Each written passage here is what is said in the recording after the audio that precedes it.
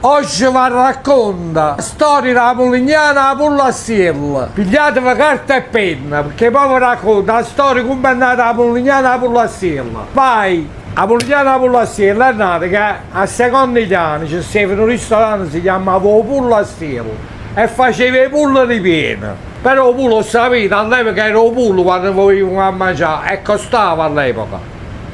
Chi che faceva? Inventava sto fatto della Polignana, faceva la Polignana con l'imbottitura, prosciutto, mozzarella, la pasta vinta all'uovo, vinta la farina e la friggeva. E questa è nata la Polignana a Pullastiella. E poi un anno per fare come si fa. Abbiamo allungato poche bucce quattrate. Allora, cominciamo a tagliare la provola per la Polignana a Pullastiella. Però vi dico una cosa, nonna. Mettitene più poco, ma mettitelo buono, perché i prodotti sono la prima cosa per la salute e poi danno un sapore.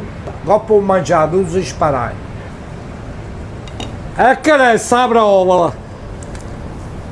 Un latte! E dopo dice che sto verso la Napoli si fa, in Campania, che quando andate fuori, tu hai solo il provola secca.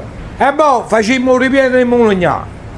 Il Molignano a tagliare, si mette un pezzo di provola. Dopo che prosciutto bello, poi pigliate che là e l'appoggiate sopra. Più ne fate e più ve ne mangiate. Questa uno tira l'altra e chi è il problema? Poi dopo ce la mandiamo alla pancia e un mangiare buono, piace a tutto quanto. Ci siamo? Adesso prima si infarina, poi si passa nell'uovo e poi va in friggitrice. Ecco qua, la melanzana Pullastiella è pronta rotta.